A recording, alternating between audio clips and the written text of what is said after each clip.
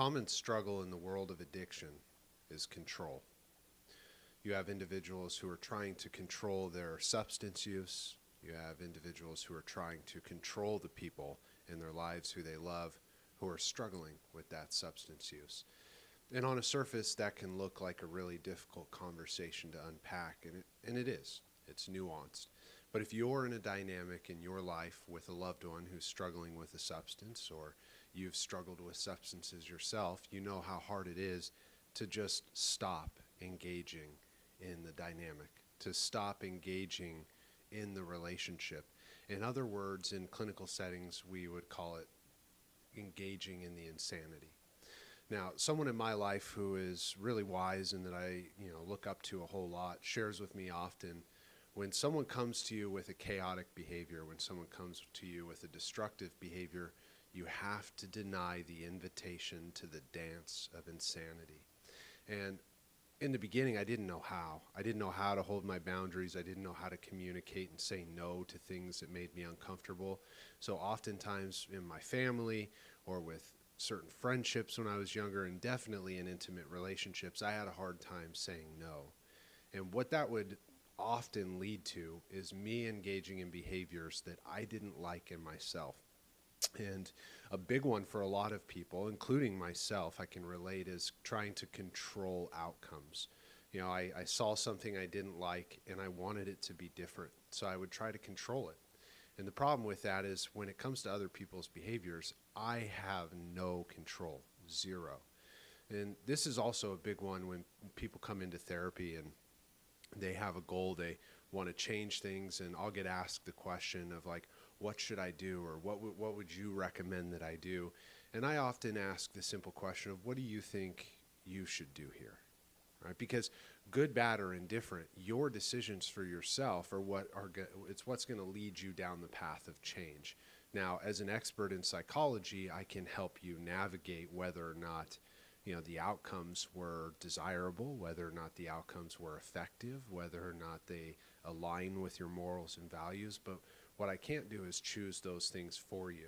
The same way I couldn't choose those things for my family members, the same way I couldn't choose those things for people I was in relationships with, the same way I can't choose those things for my friends. And that's true for all of us. All right. Each individual adult, number one, does not want to be told what to do. They want to figure things out for themselves. And this comes to the concept of dignity. All right, giving other people the dignity to make their own choices, to make their own mistakes. And it can be really hard to watch people that we love and care about make those mistakes. But I want to remind you that mistakes come with consequences, and consequences teach lessons. That doesn't mean that we have to be okay with the fact that some consequences are dire and that there are really difficult and horrendous and tragic things that happen in life. We don't have to be okay with that, but we do have to have some acceptance of it. That when somebody engages and chooses to engage in a destructive behavior, that destruction follows. It's a logical conclusion.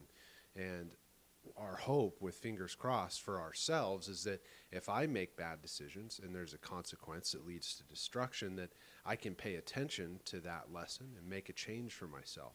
And here's the good news, is that if I'm capable, because my brain works in a way that allows me to see lessons, then that must be possible for the other person on the other end. And I think a lot of times this is where resentment gets in the way. And we could have a whole nother conversation about resentments, but I think people get in their mind when they see somebody making a destructive decision that they know better than that person. Right? Well, I wouldn't do that. I know better than that person, and I can help them. And the reality is your version of help, the way you would handle it, may not work for that person. Right? That person has to find their own way out of their destructive behaviors. And so, as hard as it is, we have to let go of control. And a really simple way to start to do that, and again, this is a preliminary piece of information down the road in the path of detachment and letting go. You have to start to ask yourself, do I try to control the outcome? Do I try to help fix and save people in my life?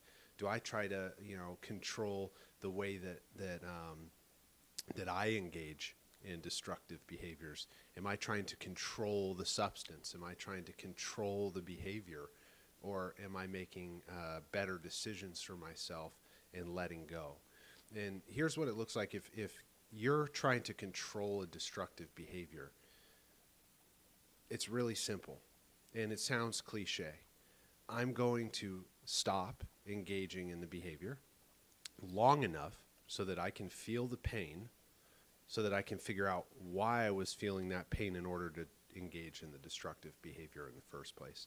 And so on either end, I think an important piece of information that I could plant and we could talk about in further videos is a lot of people engage in destructive behaviors or try to control situations because they're having a hard time sitting with difficult emotions. But what I would encourage is that it's the sitting in that emotion that's going to give you the information and the answer as to why you were engaging in those behaviors in the first place. But what you're going to need is time away from engaging in the similar patterns and behaviors that you might have been used to. If some of this is making sense, or if even you're confused by it, these are the questions that we ponder in therapy. These are the things that we ask ourselves. And I would encourage you, if you're looking into this, to reach out to people who are professionals and look into therapy. You know, go online and look it up and get engaged with someone who is a professional who can help you unpack these things. If you're someone who struggles with substances, I would encourage you to get yourself into a 12-step recovery support group, AA or NA, and those are the people that are going to help you find lasting sobriety and long-term recovery. If you're a family member of someone who struggles with substances, I would recommend the program of Al-Anon. There are individuals in that program who are seeking serenity, peace, and detachment, and they're the ones who are going to help you find answers to better take care of yourself. But those are just my thoughts. I'd love to hear more of yours in the comments down below, and we look forward to seeing you in the next video. Take care.